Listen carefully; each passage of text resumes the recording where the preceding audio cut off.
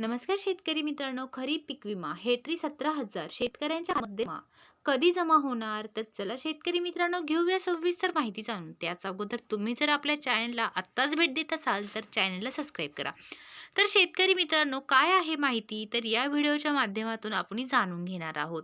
यंदा झालेल्या मोठ्या नुकसानीमुळे शेतकऱ्यांच्या मनात पीक बद्दल आता अनेक प्रश्न आहेत. तर शेतकरी मित्रांनो, नुकत्याच राज्यात मुख्यमंत्र्यांनी नुकसान भरपाई पॅकेजमध्ये हेक्टरी 17,000 रुपये पीक विम्याची घोषणा केलेली आहे.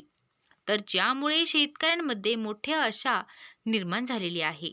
तर शेतकरी मित्रांनो, आता राज्यामध्ये दुष्काळ दुष्काळ दृश्य परिस्थिती आणि अनेक जिल्ह्यांमध्ये 35 ते 50 पेक्षा पर्यंत आलेली आहे. तर शेतकरी मित्रांनो, पैसेवारी लक्षात घेता ज्या शेतकऱ्यांनी पीक विमा भरला आहे त्यांना निश्चितपणे नुकसान भरपाई मिळणार आहे. मात्र हा मंजूर झालेला पीक विमा शेतकऱ्यांच्या खात्यात नेमका कधी जमा होणार?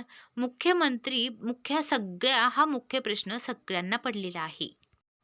तर शेतकरी मित्रांनो, शेतकऱ्यांचे मुख्य पीक असलेल्या सोयाबीन, मका आणि इतर पिकांच्या नुकसान भरपाईची रक्कम जमा होण्यास विलंब होण्याची शक्यता आहे. मूग आणि उडीद या पिकांची आकडेवारी लवकरच सादर होत असल्याचे या पिकांचा विमा साधारणपणे डिसेंबर 2025 महिन्यात जमा होऊ शकतो. सोयाबीन आणि मुख्य खरीप पीक विमे याची अंतिम आकडेवारी जानेवारीच्या अखेरीस सादर होते. त्यामुळे या विम्याची रक्कम शेतकऱ्यांच्या खात्यात जमा होण्यास फेब्रुवारी 2026 महिना उजळल्याची शक्यता आहे.